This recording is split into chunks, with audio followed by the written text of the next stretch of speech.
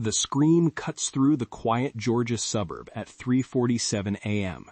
Inside Marcus Rune's bedroom, Sarah Cass stumbles toward the bathroom, her hands trembling as she flips on the light. What she sees in the mirror makes her scream again. Her body is covered in angry red welts. Blisters are forming across her thighs, her abdomen, her back.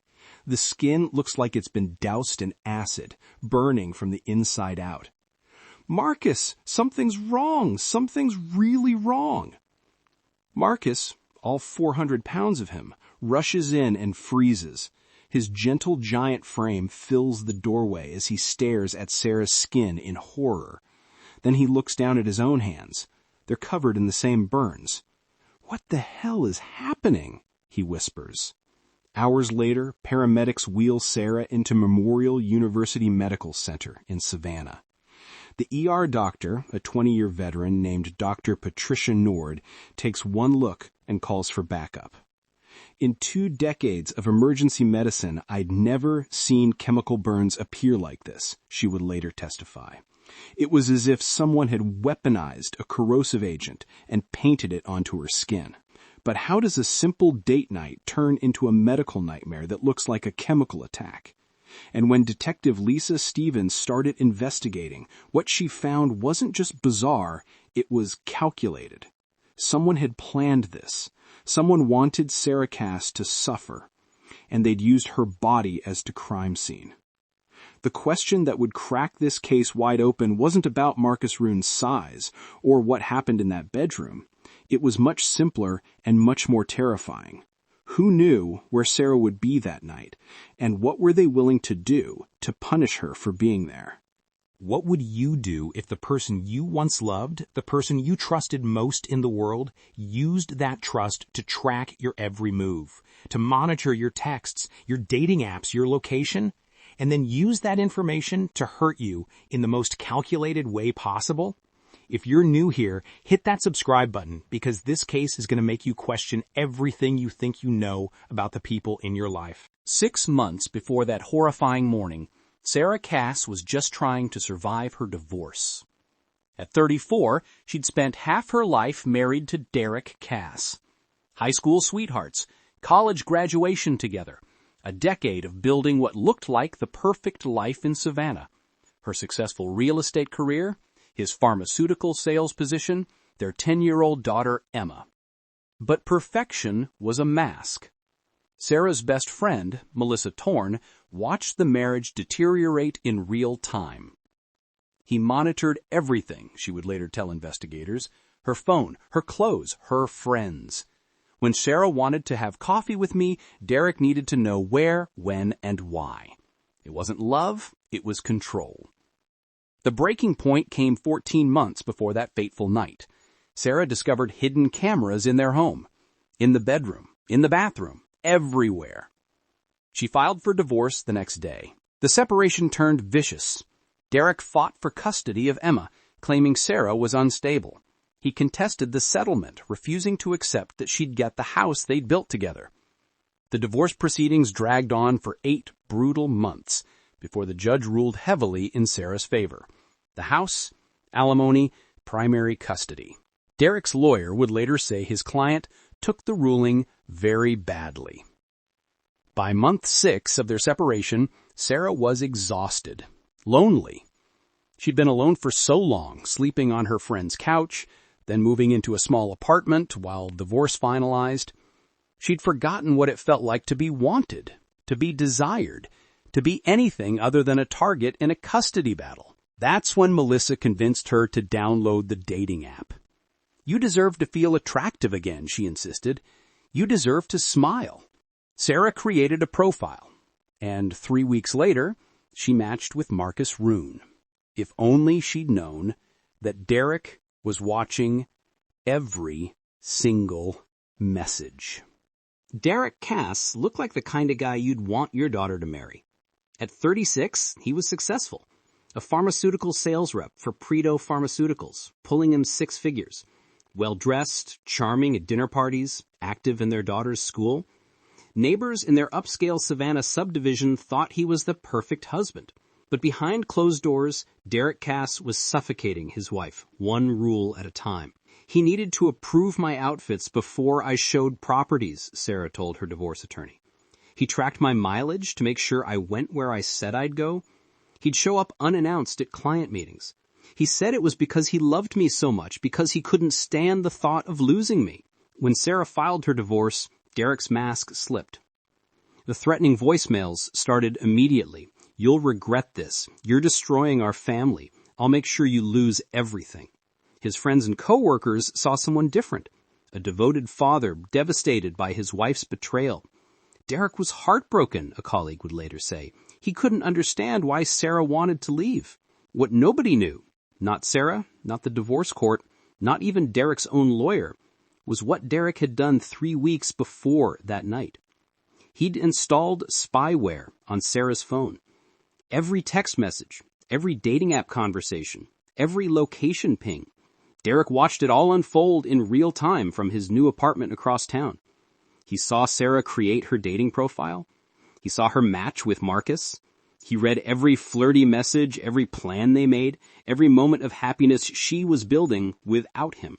And when Sarah agreed to meet Marcus at his home for dinner, Derek Cass made a decision. He was going to teach her a lesson she'd never forget. What Sarah didn't know was that Derek's job gave him access to something most people never see: industrial-grade chemicals designed for pharmaceutical research, corrosive agents that could burn through human tissue, compounds that activated slowly, leaving no immediate trace. Derek Cass wasn't just angry. He was armed with knowledge most people don't have, and he knew exactly how to use it. The date was set for Friday night. Derek had 48 hours to plan, and he spent every single minute of them figuring out how to make Sarah suffer without anyone suspecting him. But while Derek was planning his attack, Sarah was getting ready for what she thought would be a simple dinner date with a kind man who made her laugh for the first time in months. She had no idea that the most dangerous part of her evening wouldn't be meeting a stranger from the internet. It would be the moment she touched her car door handle to drive there. Friday evening. Sarah stands in front of her bathroom mirror, applying mascara with hands that won't quite stop shaking. It's just dinner. Just a date. First real one since the separation. She chose a simple blue sundress, the kind Derek would have said was too revealing, even though it fell past her knees. The kind that made her feel pretty instead of monitored. She checks her phone one last time. A text from Marcus. Can't wait to meet you. Taking the ribs off the grill at 7. What Sarah doesn't see is the notification lighting up Derek's screen across town. He's been watching her location all evening, watching that little dot that represents his wife, getting ready to spend the night with another man. Derek pulls on black gloves. From his refrigerator, he removes a small glass vial. The liquid inside is clear, almost like water. But this is chloroacetyl acid derivative, a compound he signed out from Prado Pharmaceuticals' research facility 2 days ago. On paper, it's for a client presentation. In reality, it's a weapon. The compound is brilliant in its simplicity, odorless, nearly invisible when applied, and it activates slowly when exposed to body heat and friction. By the time symptoms appear, the application site is long forgotten.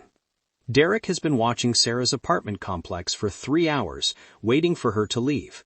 Finally, at 6:30 p.m., she emerges.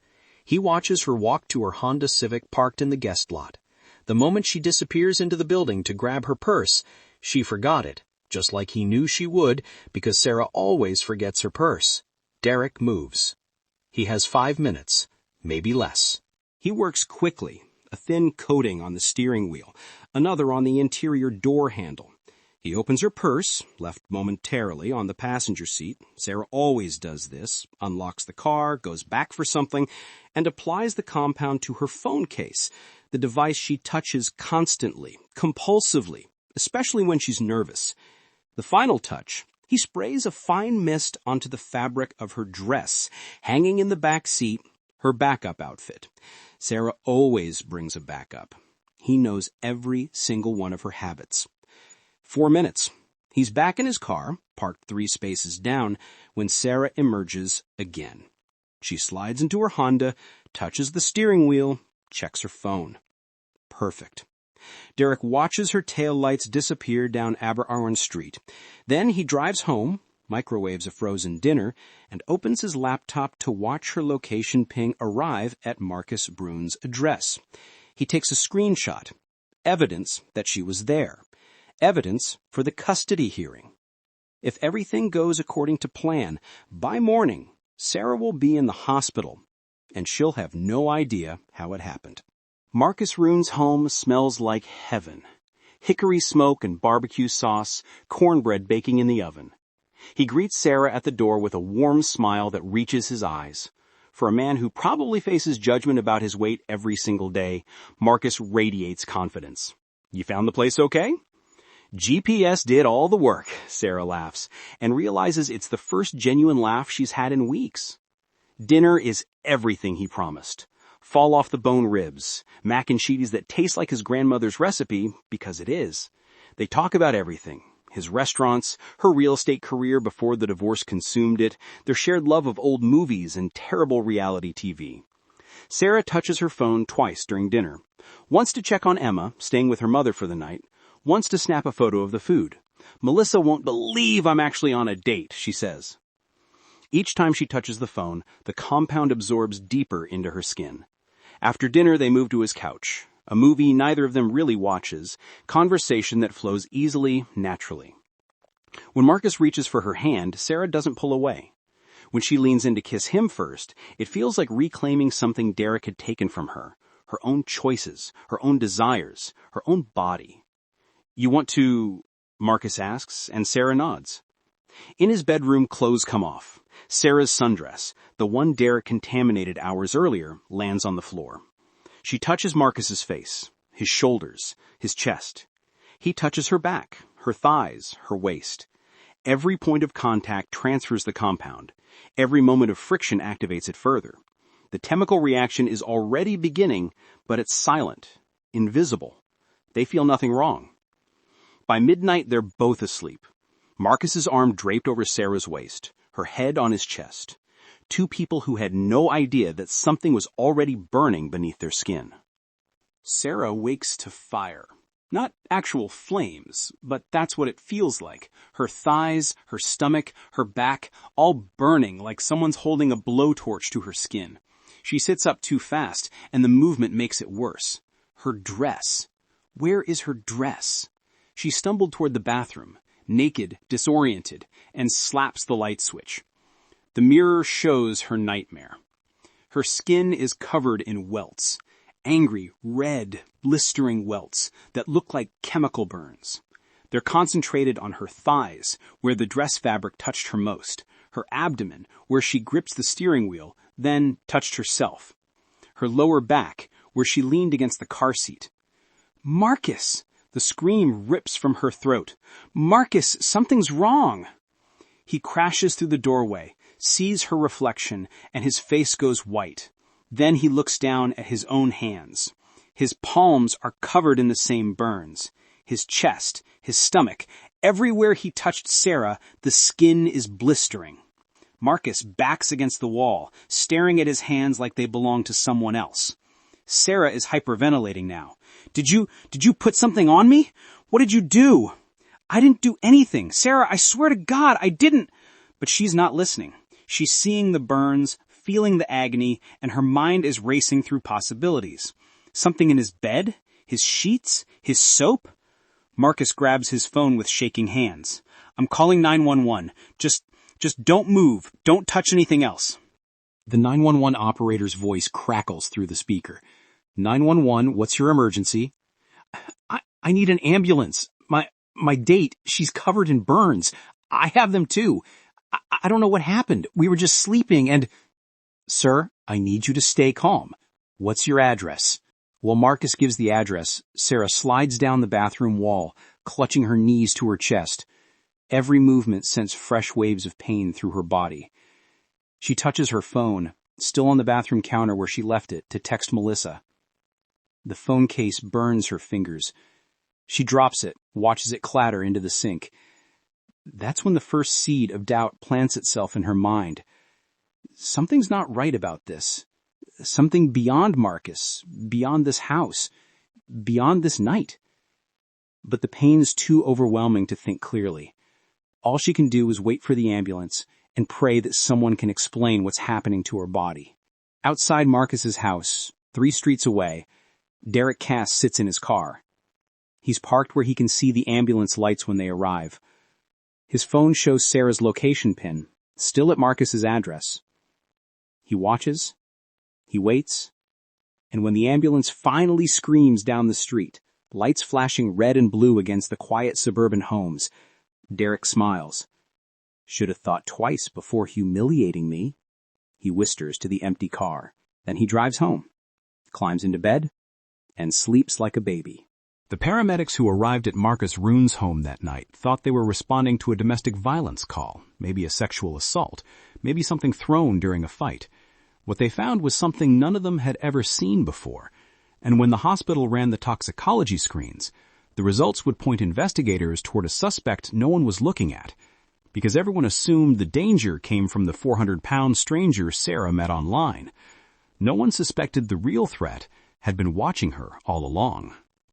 Memorial University Medical Center's burn unit has seen everything: house fires, meth lab explosions, industrial accidents. But Dr. Patricia Nord has never seen this. "The pattern made no sense," she tells Detective Lisa Steven 3 hours later. "Chemical burns don't appear in these concentrations after consensual intimacy, and they don't appear hours after exposure unless we're dealing with something weaponized." Sarah lies sedated in the ICU, burns covering 30% of her body. Marcus sits in a separate room, his hands and torso wrapped in gauze. 5% coverage, painful but not life-threatening. The toxicology results come back at 6 a.m. Chloroacetic acid derivative, industrial grade, not something you find in homes or even most medical facilities. "This is pharmaceutical research level," Dr. Nord explains to Detective Steven. "Someone with access and knowledge did this deliberately." Steven, a 15-year veteran of Savannah PD's domestic violence unit, knows that look. She's seen it in 100 cases. The confusion, the violation, the dawning horror that someone wanted this to happen. Officer Mark has already cleared Marcus's house. No chemicals, no suspicious substances. His home is exactly what it appears to be: a bachelor pad with a well-stocked Kit Kent, and absolutely nothing that could cause these injuries. "He's not our guy," Mark tells Steven. "His burns are secondary. Transfer. He touched her, got contaminated. But the source, it came from somewhere else." Steven sits beside Sarah's hospital bed. Even through the sedation, Sarah's face is tight with pain. "Sarah, I need you to think carefully. Before you arrived at Marcus's house, what did you touch? Your car, your phone, your clothes?" Sarah's eyes flutter open. "Everything. I touched everything. My steering wheel, my phone. I checked on my daughter." Her voice cracks. "Is Emma okay? Did I contaminate Emma?" "Emma's fine. She wasn't with you." Steven leans closer. "Sarah, who knew where you'd be last night?" The answer comes slowly, like Sarah's brain is fighting through fog to reach it. "Derek, my ex-husband. He always seems to know where I am." 2 hours later, forensic techs are dismantling Sarah's Honda Civic in the hospital parking lot. They find it on the steering wheel first, chemical residue, barely visible under UV light. Then the door handle. Then Sarah's phone case, still in the evidence bag from the hospital. Her dress, hung in the back seat, tests positive across the entire back panel. "Someone painted her with this stuff," the lead tech tells Steven. "Every surface she'd touched before intimate contact. This wasn't random. This was calculated." Steven pulls Sarah's divorce file. 12 years of marriage, 8 months of brutal separation. Custody battle over 10-year-old Emma. Property dispute over a $400,000 home in Ardsley Park. The settlement came through 2 weeks ago. Sarah got everything: the house, primary custody, alimony. Derek Cass's lawyer is quoted in the file, "My client is devastated by the court's bias against fathers." Steven calls Derek's employer, Predo Pharmaceuticals. The HR director sounds nervous. Detective, I can't discuss employee information without a warrant, but if this is about Derek Cass, you should know he has research facility access, level 3 clearance. What does that mean? It means he can access our chemical storage, including compounds we use for dermatological research trials. The warrant comes through in 4 hours. Security logs from Predo Pharmaceuticals show Derek Cass accessed the research facility at 11:47 p.m. 3 nights before Sarah's date. His digital signature is on the checkout sheet for 1 vial of chloroacetylic acid derivative. Inventory shows the vial was never returned. We need to search his apartment, Stephen tells her lieutenant, and we need Sarah's phone. The phone tells the story Derek thought he'd hidden. Forensic analyses reveals spyware installed 6 months ago, the week Sarah filed for divorce.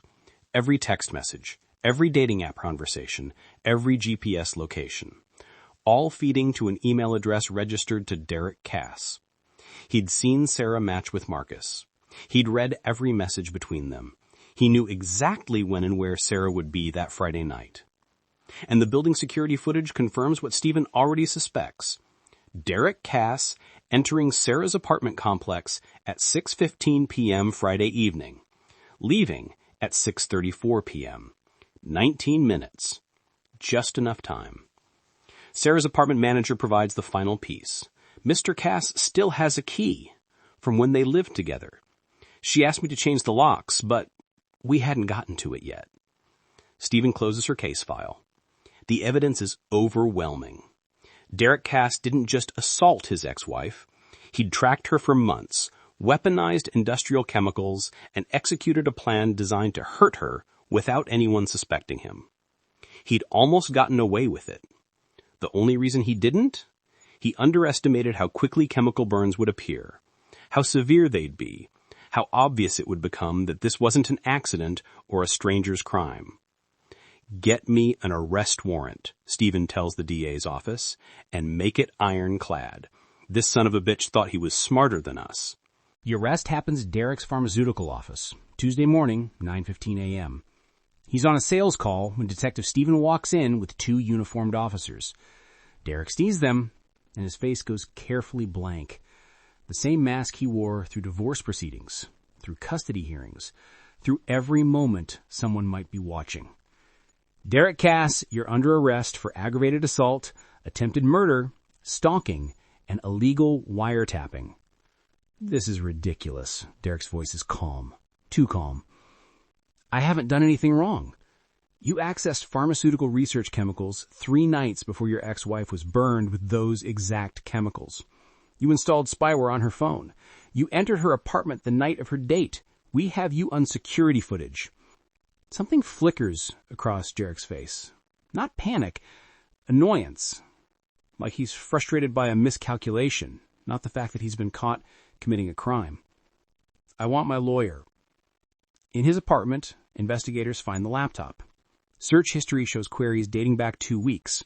Untraceable chemical burns, delayed reaction toxins. How long do chemical burns take to appear? Proving parental fitness after injury. That last search gives Stephen shivers. Derek wasn't just trying to hurt Sarah. He was planning to use her injuries against her in the custody battle. There's also a burner phone with photos. Sarah leaving her apartment. Sarah at Emma's school. Sarah meeting Melissa for coffee. Hundreds of photos spanning 6 months. He's been stalking her this entire time, Mark says quietly. She filed for divorce and he just never let go. The DA reviews the evidence and makes the call. This goes to trial. Maximum charges. Because Derek Cass didn't just attack his wife once. He'd been terrorizing her for months, violating her privacy, controlling her life from a distance. The chemical burns were just the moment it became visible. But here's what nobody knows yet. What won't come out until the trial. Derek had been planning something even worse. When investigators searched Derek's computer, they found more than just evidence of surveillance and stalking. They found a journal. Digital files detailing every step of his plan, not just to hurt Sarah, but to destroy her completely. And what they read in those files would convince the jury that Derek Cass was far more dangerous than anyone realized. Derek Koss's laptop tells a story prosecutors will use to bury him. Hidden in encrypted files, cracked by FBI cyber forensics in 72 hours, investigators find a digital journal. Entries dating back 8 months, the day Sarah filed for divorce. Entry, March 15th. She thinks she can just leave. 12 years and she thinks she gets to walk away? I built her career. I gave her everything. The house, the car, the life. She was nothing before me. Entry, July 2nd. Judge ruled for her today. She gets Emma. She gets the house. My house. All because I monitored her. I was protecting my family.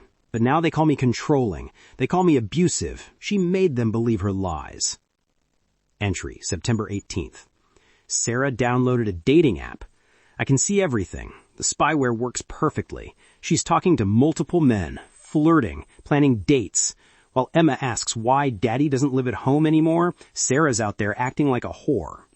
Detective Stephen reads the entries aloud to the DA. Her voice is steady, but her hands shake. Entry, October 10th. Matched with some fat guy who owns restaurants, Marcus Roon. 400 pounds and she's interested? She's trying to hurt me. Trying to prove she doesn't need someone successful, someone fit, someone like me. She's using him to humiliate me. Entry, October 20th.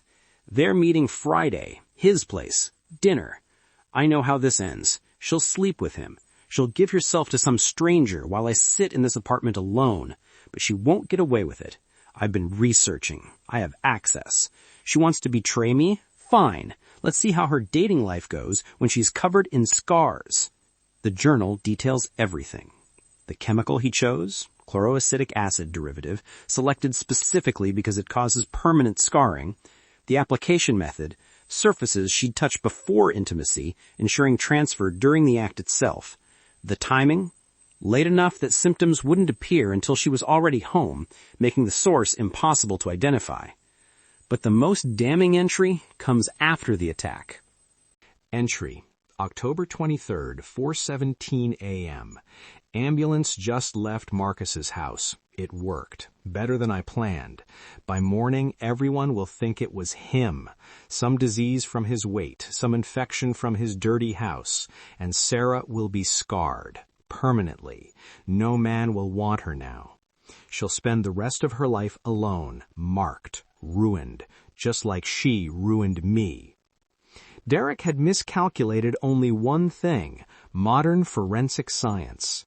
He thought he was smart, Stephen tells Sarah in her hospital room. He thought using chemicals from work, applying them hours before the incident, monitoring you remotely, he thought it made him untraceable. Sarah's face is pale, her burns wrapped in medical gauze. He wanted to scar me forever. He wanted to punish you for leaving, for being happy without him. Stephen places the journal on Sarah's bed. But Sarah, there's more. We found custody documents in his apartment. He was planning to use your injuries against you, claim you were mentally unstable, engaging in risky behavior that left you disfigured. He was going to argue you were unfit to raise Emma.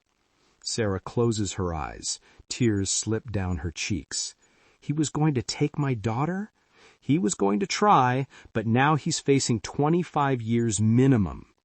Derek Cass's arrest made local headlines. Pharmaceutical rep accused of chemical attack on ex-wife. But as the trial date approached, prosecutors faced a challenge. Derek's defense team was building a case that he was the real victim, a man driven to desperation by a vindictive ex-wife. And when Derek took the stand, what happened next would shock everyone in that courtroom. The Chatham County Courthouse is packed. Media trucks line the street outside. Inside courtroom 4B, Derek Cass sits at the defense table in a tailored suit, looking every bit the successful professional his lawyers want the jury to see. Sarah sits in the front row, her hands folded in her lap. The scars on her arms are visible, even through her long sleeves. Prosecutor Amanda Kent stands. Ladies and gentlemen, this case is about a man who couldn't accept that his wife had the audacity to leave him, a man who used his pharmaceutical knowledge to weaponize a chemical agent and permanently scar the mother of his child, not because she cheated, Not because she lied, but because she went on a date. The evidence comes fast and damning. Digital forensics expert. The spyware on Miss Cass's phone was sophisticated. It captured every keystroke, every GPS location, every photograph. Mr. Cass knew exactly where she'd be that Friday night. Predo Pharmaceuticals security director. Our logs show Mr. Cass accessed the research facility at 11:47 p.m. on October 20th. He signed out 1 vial of chloroacetic acid derivative. It was never returned. We have him on security camera leaving with the vial in his jacket pocket. Forensic chemist Dr. Robert Hayes. This compound doesn't cause burns immediately. It activates with prolonged body heat and friction, exactly what would occur during intimate contact. Whoever applied this knew precisely how it would work and when symptoms would appear. This required sophisticated medical knowledge. Sarah takes the stand on day 3. Her voice shakes, but doesn't break. He installed cameras in our home without my knowledge, in our bedroom, our bathroom. When I found them, I knew I had to leave. But leaving Derek didn't mean I was free. He called me 40, 50 times a day. He showed up at my office, at Emma's school. He told me I'd regret leaving him, that he'd destroy me. She pulls up her sleeve. The jury sees the scarring, pink and raised, covering her forearm where the chemicals soaked through her dress. I have these on my thighs, my stomach, my back, everywhere. I'll have them for the rest of my life, because I went on a date. Marcus Roon testifies next. At 400 pounds, he barely fits in the witness box. Several jurors shift uncomfortably. The sensational headline that brought them here now feels deeply wrong. My restaurants got review bombed. People called me a predator, said I gave her some disease because of my weight. My reputation was destroyed because everyone assumed the fat guy did something wrong. But I didn't do anything. I was a victim too. He shows his hands to the jury. The scars are faded, but visible. Derek's defense is weak, and they know it. His lawyer, Martin Slim, tries to paint Sarah as vindictive, suggests she could have applied the chemicals herself to frame Derek. The jury's faces show they're not buying it. Then, Derek makes the fatal mistake. Against Slim's explicit advice, he takes the stand. For 20 minutes, he's composed, articulate. He describes himself as a devoted father, devastated by divorce. Claims he only accessed the chemicals for a client presentation. Insists the apartment visit was to retrieve personal belongings. Prosecutor Kent stands for cross-examination. Mr. Cass, you loved Sarah, correct? Of course, I still do. And when she filed for divorce, that hurt you. Yes, but when the judge awarded her primary custody, that made you angry. I wasn't angry, when you saw her prodding profile, saw her talking to other men, that enraged you, didn't it? Derek's jaw clenches. She had no right to move on that fast. No right? Mr. Cass, you were divorced. She had every right. We were married for 12 years. Derek's voice rises. I built her career. I gave her everything. That house, her car, her entire life. I gave her all of it. And she repays me by spreading her legs for some Mr. Cass. She deserved what happened. She humiliated me, parading around with that fat bastard like I meant nothing, like 12 years meant nothing. The courtroom goes silent. Derek realizes what he said. His face goes white. No further questions, Your Honor. The jury deliberates 4 hours. Guilty on all counts, 2 counts aggravated assault, attempted murder, stalking, illegal wiretapping, breaking and entering. Judge Patricia Murray's sentencing is swift. Mr. Cass, you weaponized your professional access to permanently disfigure your ex-wife because you couldn't accept her autonomy. This was premeditated, calculated, and cruel. I sentence you to 25 years in prison without possibility of parole. Derek's family weeps. Sarah closes her eyes and exhales for what feels like the first time in months. Justice, finally. Derek Cass was led from that courtroom in handcuffs, still insisting he'd been driven to it, that Sarah had destroyed him first. But for Sarah Cass and Marcus Roon, the guilty verdict was just the beginning of their recovery, because the scars Derek left, both visible and invisible, would take years to heal, if they ever fully heal at all. 2 years later, Sarah Cass stands in front of a crowd of domestic violence survivors in Atlanta. The scars on her arms are visible. She doesn't hide them anymore. Derek didn't just burn my skin, she tells the audience. He violated my privacy for months. He read every text, tracked every movement, saw every private moment. The chemical attack was just when it became visible. Marcus Roon recovered too. His restaurants bounced back after a documentary cleared his name. He advocates for body positivity now, speaks publicly about being falsely suspected because of his weight. He and Sarah remain friends, close friends, but not romantic partners. We'll always have a bond, Marcus tells reporters, but we both needed to heal separately. He's dating someone new. It's healthy. It's normal. It's everything that night wasn't. Derek Cass sits in protective custody at Georgia State Prison. He was attacked in general population. Inmates don't tolerate crimes against women. His appeals have all been denied. He still insists Sarah drove him to it. Zero remorse. Detective Stephen put it best. The most dangerous abusers are the ones who seem normal. Derek had no criminal record. Good job, nice smile, and he used all of it to hide what he really was. A man who'd rather destroy his wife than let her go. So, here's my question for you. How well do you really know the people you've trusted? Have you ever checked your phone for spyware? After this case, maybe you should. Drop your thoughts in the comments. Do you think Derek was driven by jealousy, control, or something darker? And if this story disturbed you, good, it should, because cases like this happen every day. Partners who monitor, who control, who punish. Next week, we're covering the Tennessee woman who disappeared from her wedding reception, only to be found 3 years later living under a new identity with the best man. Subscribe so you don't miss it. Stay safe out there. Check your devices. Trust your instincts. And remember, the person who claims to love you should never make you feel afraid. We'll see you in the next investigation.